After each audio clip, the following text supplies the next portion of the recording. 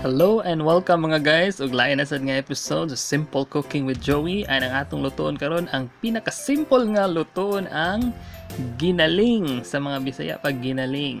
And our ingredients are garlic, onion, chili, salt, pepper, carrots, and of course ang atoang ground pork. And of course naapatay laing mga ingredients unya nga atong ipaila-ila, but that depends on your preference. Optional na siya mga guys. So sugdan na nato ang pagluto. Of course, ibutan na nato ang garlic. This time wala na ko siya gidungan sa onion because mas lami og mas pait-pait ang onion guys kung ginaling. That is to add flavor sa ato ang ginaling. Naayo bang pagkaon guys nga way lami siya nga ang onion is pait. So magdepende gid na siya what kind of food ang imuhang lutoon. Kung dunganon ba nimong onions or garlic, but ikaw na bahala, depende na sa imuhang preference.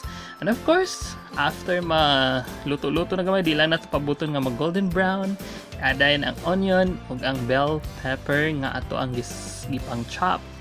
Because ang nahitabuan ni guys, di ko gyud ganahan nga kanang pinapaig nga onion because di ko ganahan og pait. Gusto ko inigkaon ako sa pagkaon. Ma-feel pa nako ang onion. Dili ko ganahan anang pait na kayong onion, like ma-brown na siya. So that's something depende po na sa inyo ha, unsa inyong way sa pagluto. And of course, ang purpose yun nato sa pagluto no, kay simple kaayo, mapalit ra nga atong mga ingredients, cheap, and of course affordable ra. Nakas boarding house, maluto ra nimo sa imong boarding house. Og nakas yung apartment or mga condo, pwede ra kaayo ninyong lutuon og dili gyud hassle. Labi na kung duol ra ka sa market, wala gyud hassle guys. And after naluto ang atong mga spices, ato nang i-add ang ground pork, ang atong bida sa atong lutoon karon. And of course guys, pili gyud ng good quality sa pork. Ayaw mo basta-basta palit ng mga pork karon, labi na nga nauso na ning swine flu. So make sure ang inyong source of pork is clean and kasaligan gid siya. Kasi di ta ka basta-basta guys, kibaw na kaning ato ang mga hitabo no, taghan ka itag mga makuha ng mga sakit pinaagi sad sa mga source of food diinta na malit. And of course ang atong way sa pagluto karon magid nato sila. And we'll add the powdered pepper and powdered chili. And of course ang akong favorite nga cayenne pepper. Optional na siya, but I really love that kind of ingredients nga pwede gina ka siyang i-add. And a little bit of atsuete.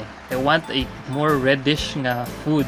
But it's up to you guys, kay mga optional tong ingredients, that's why wala na ko siya gi-add sa list of ingredients. Kay kung simple ra itong pagluto, katurang una nga mga ingredients na kung introduce, mao gito siya pwedeng naan natong gamiton para makaluto ta og lamian nga ginaling. Kay bawo mo guys, sa kining ginaling, grabe kayo ni sikat no. Musag asa kang mga karinderya makapalit yung kaning ginaling or naa ginipirmis mga menu diri sa Cebu. But of course, kita kay conscious man sa gikaon, di ta halahalag pamalit dira sa mga daplin mga karinderya. So why not cook it in our house, no? Dili na nato angay mo palit. Is makagasto pa ta, and then magluto ka guys, you know, good for 4 to 5 persons. Barato ra kayo imong gasto imong makan. Then i-add na nato dayon ang carrots and chili. And going back sa kung istorya ganiha, mas manindot itong magluto ka, sure pa ka nga safe imong gikaon, sure pa ka nga fresh imong gikaon, and then you can share what you've cooked. And then makakaton pa ka og luto guys. So kanya ko katon ra gini. And after that, i-add na nato ang slice nga chili. And there you go. Imo na siyang i-simmer. And pabuto na nimo siya nga ma-cook ang pork.